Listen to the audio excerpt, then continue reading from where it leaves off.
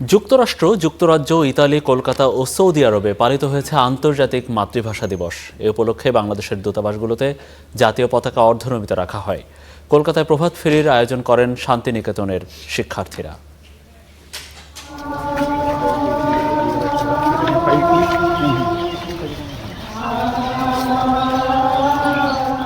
ভাষা শহীদদের স্মরণে কলকাতার বাংলাদেশ উপহাইকমিশন চত্বরে জাতীয় সঙ্গীতের সাথে উত্তোলন করা হয় জাতীয় পতাকা।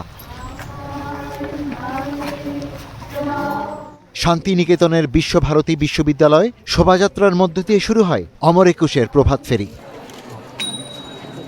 দিল্লি, কলকাতা, আগরতলা, গৌহাটি সহ বাংলাদেশ দূতাবাস ও সহকারী দূতাবাসে পতাকা ছিল অর্ধনর্মিত। আমরা শ্রদ্ধাঞ্জলি জানাই ভাষা শহীদদের প্রতি, শহীদ জফিক, রফিক, জব্বার, আবুল, বরকত।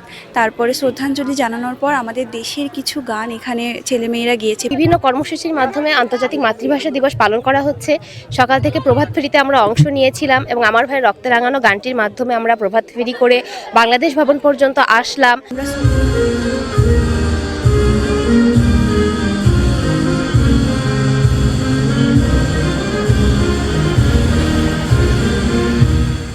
লন্ডনের হোয়াইট চ্যাপেলে আলতাবালি পার্কের শহীদ মিনারে ফুল দিয়ে শ্রদ্ধা জানান প্রবাসী বাংলাদেশিরা।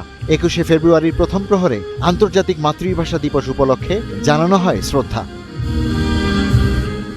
এ সময় Bangladesh high commission, British MP, বিভিন্ন রাজনৈতিক ও সামাজিক সংগঠন ও যুক্তরাজ্য বিএনপির পক্ষ থেকেও শহীদ মিনারে শ্রদ্ধা জানানো হয়।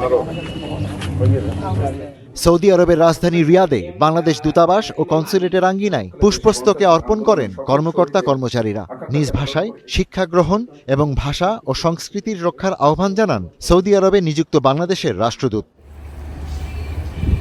ইতালির রোমে বাংলাদেশ দূতাবাস প্রাঙ্গণে অস্থায়ীভাবে নির্মিত শহীদ মিনারে ফুল দিয়ে শ্রদ্ধা জানান রাষ্ট্রদূত এটিএম রকিবুল হক সহ দূতাবাসের কর্মকর্তারা।